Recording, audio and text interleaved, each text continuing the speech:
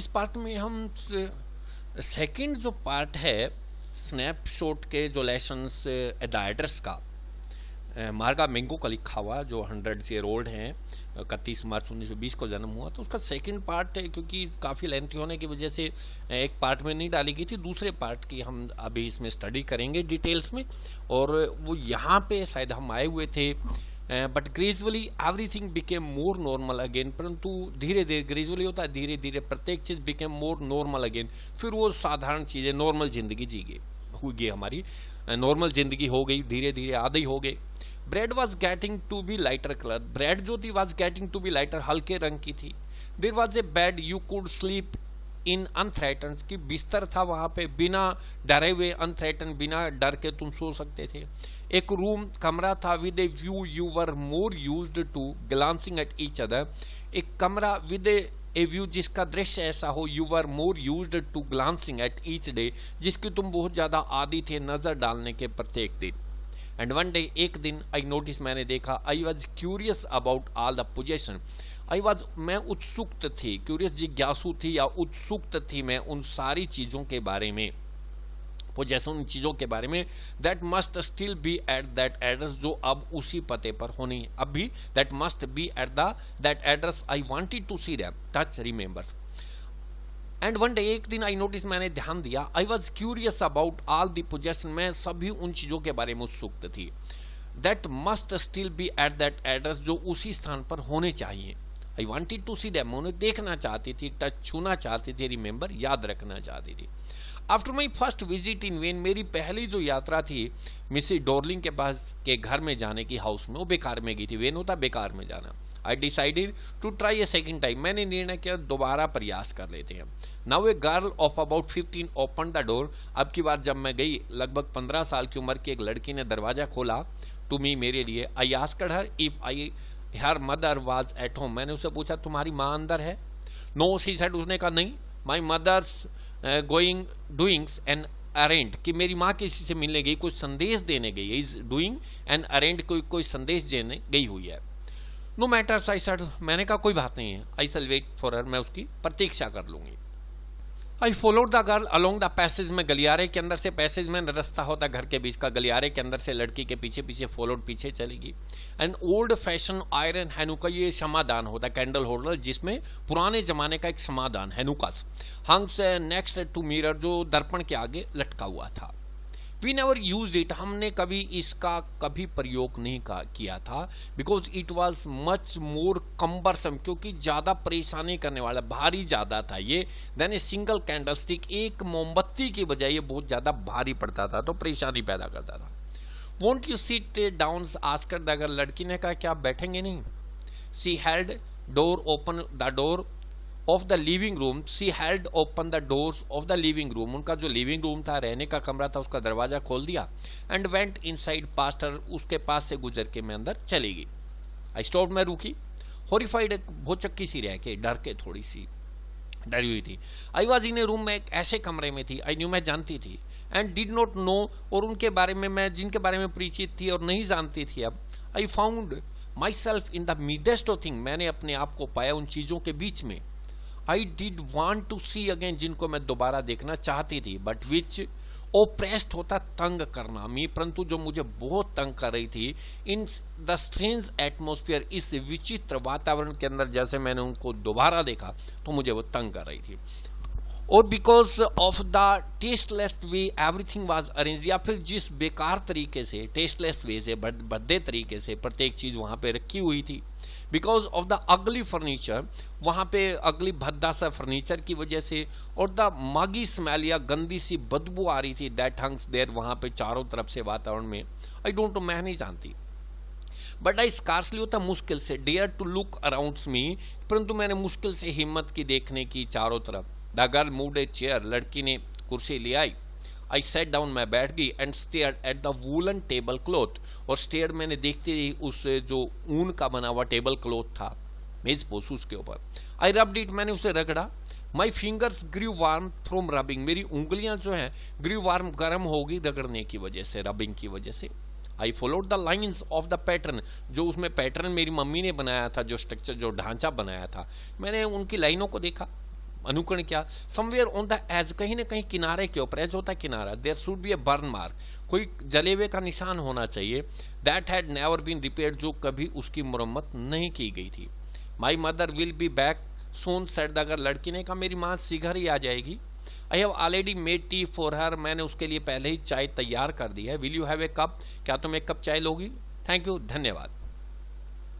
I looked up, मैंने ऊपर देखा, the girl put cups ready on the tea table, कि लड़की ने चाय के कप तैयार रख दिए थे टी टेबल के ऊपर, मेज के ऊपर जहाँ चाय परोसनी थी। She had a broad back, उस लड़की की भी पीठ जो है बिल्कुल चौड़ी थी, जस्ट लाइक हर मदर, बिल्कुल उसकी माँ की तरह। She poured tea from a white pot, उसने एक सफेद बर्तन से चाय डाली, उडेली, पोर्ड होता उडेलना कप के अंदर। All it had was a gold borders on the lid, उसके ढक्कन के ऊपर जो है वो बॉर्डर के ऊपर गोल्ड सुनहरी रंग की एक पट्टी थी। आई रिमेम्बर्ड, मुझे याद आया। सी ओपन ए बॉक्स, उसने एक डब्बा खोला and took some spoons out, और उससे कुछ चम्मच बाहर निकाले। That is a nice box, I hear my own voice, मैंने अपनी ही आवाज़ को सुना है कि बहुत बढ़िया डब्बा है, मैं अपनी आवाज़ को ही महसूस कर रही है। It was a strange voice, बड़ी अजीब सी आवाज़ मुझे लगी, स्ट्रेंज होता विचित्र, अजीब। एज दो each sound was different in this room, जैसे प्रत्येक आवाज़ जो है अलग हो इस कमरे के अंदर। Oh you know about them, she had turns around, वो मुड़ी and brought me my tea, और मेरी चाय ले आई। Oh you know about them, क्या तुम इनके बारे में जानती हो?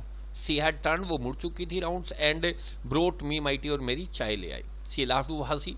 My mother says it is antics, मेरी माँ कहती है बड़ी प्राचीन जमाने की चीज़ें हैं, एंटिक्स हैं ये। वी हैव गोट लोड्स मोर, हमारे पास और बहुत ज़्यादा है, लोड्स मोर बहुत है।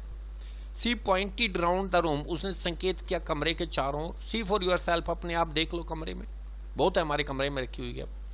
I had no need to follow her hands, मेरे को कोई ज़रूरत नहीं थी उसके हाथों का पीछा करने की, वो दिखाए कि मैं देखूंगी। I knew which things she means, कि मैं जानती थी कौन सी चीज़ों का उसका मतलब है। I just looked at the still life over the T tables, की आई जस्ट लुक, मैंने केवल देखा उस शांत जिंदगी पर, ओवर द टी टेबल के ऊपर जो चाय कप रखे थे मैंने उनके ऊपर रखा, चम्मच वगैरह पे। As a child I had always fancied the apples on a pewters tables, कि मैं जब बच्ची थी तो हमेशा ये सपना कल्पना करती थी, एक प्यूटर्स होता है कांसे की बनी हुई प्लेट में सेब खाने की मैं हमेशा कल्पना करती थी। वी यूज प्यूटर्स मीन्स कांसा होता है, धातु होती है, मिश्र धातु जिसको हम कहते हैं, फैंसी मीन कल्पना करना। We use it for everything, she said, से उसने कहा कि हम प्रत्येक चीज के लिए प्रयोग करते हैं इसको। Once we even ate off the plates hanging there, एक ऑन द वॉल जो दीवार पे प्लेट लटकी हुई, एक बार हमने उनके अंदर खाना भी खाया था। I wanted to so much, कि मैं बहुत ज़्यादा उन्हें चाहती थी, but it wasn't anything special, परंतु ये कोई विशेष बात नहीं है।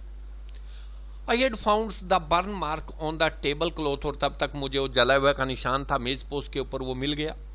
The girls looked questioningly at me, लड़की ने जैसे प्रश्न पूछने के लहजे से मेरे ऊपर देखा। यस आई सेड, मैंने कहा हाँ। You get so used to touching all these lovely things in the house, you get used to, कि तुम आदि हो छूने की इन सब चीज़ों, प्यारी चीज़ों की घर के अंदर। You hardly look at them any more, कि तुम मुश्किल से देख पाती हो इन चीज़ों के ऊपर और ज़्यादा। यस आई सेड, मैंने कहा you get so used to touching all these lovely thing, कि तुम इतनी आदि हो इन सारी चीज़ों की, प्यारी प्यारी चीज़ों के घर में जो है छूने की। You hardly look at them any more, कि तुम मुश्किल से इन चीज़ों के ऊपर देखती हो। यू ओनली, इतनी आदि हो कि तुमने हैबिचुअल हो गई यहाँ पे। यू ओनली, तब देखती हो, नोटिस केवल तब ध्यान देती हो, व्हेन समथिंग इज मिसिंग, जब कोई चीज़ गायब हो जाए। Because it has to be repaired, या उसको मरम्मत के लिए दिया गया हो, और because you have lent it, या फिर तुमने उसको उधार दिया हो, फॉर एग्जाम्पल उदाहरण के लिए, कि तब तुम देखती हो। Again I hear the unnatural sound of my voice, दोबारा फिर मैंने अस्वाभाविक सी आवाज़ सुनी अपनी ही। एंड आई वेंट ऑन, और मैं बोलती गई। I remember my mother once asked me, मुझे याद है कि मेरी माँ ने एक दिन मुझसे कहा था, I would help her polish the silver, कि मैं उसकी सहायता करूँ पॉलिश करने के अंदर, सिल्वर चांदी के ऊपर पॉलिश करने में मैं उसकी सहायता करूँ। It was a very long time एगो, ये बहुत लंबे समय पहले की बात है। And I was probably board, और मैं शायद ऊब रही थी। ओ दैट डे, उस दिन, और perhaps I had to stay at home, और शायद मुझे घर रुकना था उस दिन, बिकॉज आई वॉज इल, क्योंकि मैं बीमार होंगी, स्वास्थ्य ठीक नहीं होगा। As she had never asked me before, जैसा मुझसे पहले मेरी माँ ने कभी नहीं कहा था। I asked which silver she means, मैंने पूछा कौन सी सिल्वर का मतलब आपसे है। एंड सी रिप्लाइड, उसने उत्तर दिया सरप्राइज आश्चर्य में पड़े हुए, that it was the spoon, कि वो चम्मच थे, फोर्क कांटे एंड नाइफ चाकू, ऑफ कोर्स निस्संदेह रूप से, and that was the strange thing, और यही एक विचित्र चीज थी। I didn't know the cutlery we ate off every day was silver, मैं नहीं जानती थी कि कटलेरी कार्ड, ये फोर्क नाइफ स्पून जो कटलेरी में आते हैं सारे के सारे, ये चांदी के होते थे जिसमें हम प्रत्येक दिन खाना खाते थे, जिनकी सहायता से, मैं नहीं जानती थी। द गर्ल लाफ्ड अगेन, वो लड़की दोबारा फिर हंसी।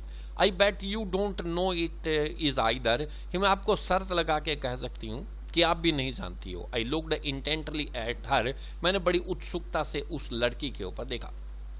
What we ate with she asked, उसने पूछा कि हम किसके साथ खाते हैं। वेल ठीक है, डू यू नो, क्या तुम जानती हो।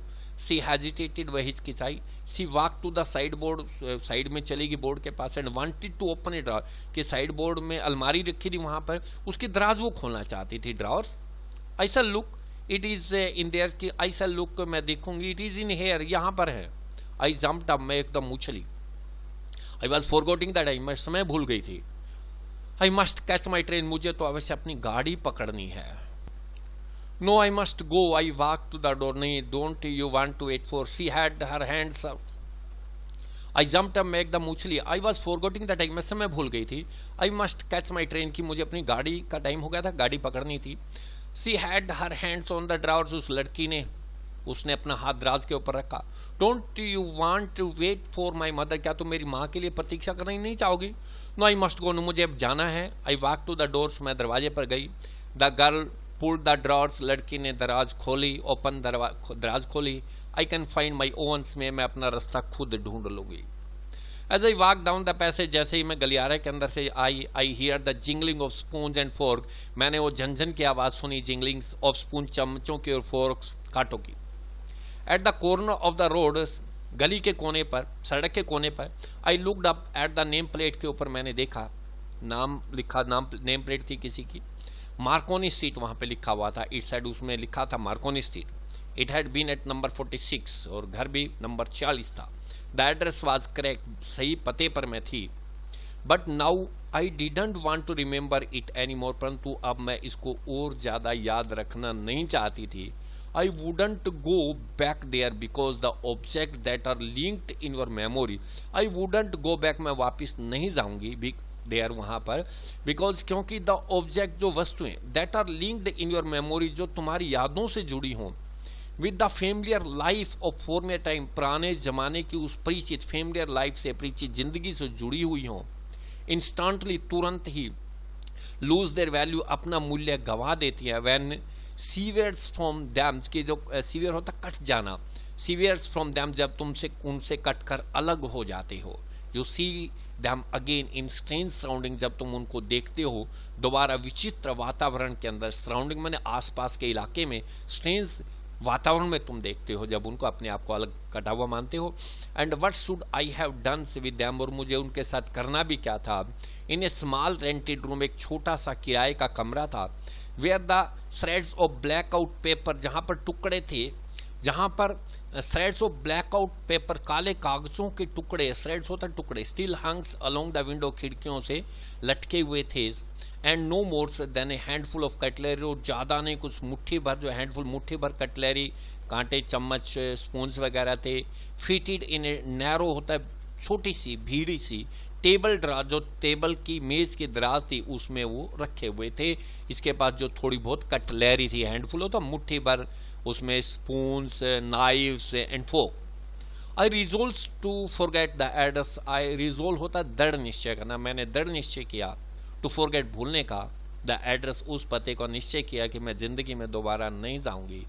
ऑफ ऑल द थिंग, उन चीज़ों के लिए, आई हैड टू फॉरगेट, मैं मुझे चीज़ें भूलनी ही थी।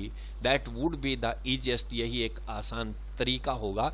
आपने देखा कि बहुत ही मार्मिक कहानी है, पॉइंटेड स्टोरी है एक लड़के की, जो जिसकी माँ ने एक अपनी जान पहचान की जहाँ परिचित को एक अपना सामान, जो प्रीशियस सामान था घर का, वो दिया था, और किस तरीके से उसने इस लड़की को मना भी नहीं किया और दिया भी नहीं उसको। उस लड़की ने सारी चीज़ें देख भी ली घर जाके चीज़ें, बट इसने निश्चय किया कि मैं उन चीज़ों के साथ अब ज़िंदगी नहीं जी सकती, क्योंकि उसमें बहुत सी पुरानी चीज़ें छुपी हुई हैं और मैं उन चीज़ों को याद करके परेशान हो जाऊंगी, तो इसलिए उनको भूलना ही ठीक है। तो इसने निश्चय किया कि वो जो एड्रेस जो मेरी माँ ने दिया था, मार्कोनी स्ट्रीट हाउस नंबर 46, कि इसको भूल जाना ही अच्छा है और अपनी ज़िंदगी को नए तरीके से शुरू करें। एक वास्तविक स्टोरी है एक लड़की की, जो राइटर थी हमारी, इनके बचपन की कहानी, जब ये छोटी होती थी तब की कहानी है, और युद्ध के बाद में इसके मम्मी पापा नहीं रहे और किस प्रकार ये वापस आई और कैसे इसने अपने सामान को पाया और कैसे वहाँ पे किराए के कमरे में रही और आज भी ये जिंदा है बेचारे उन यादों के साथ में, और अपने को शेयर किए हैं उन्होंने अपनी ये सारी की सारी चीज़ें।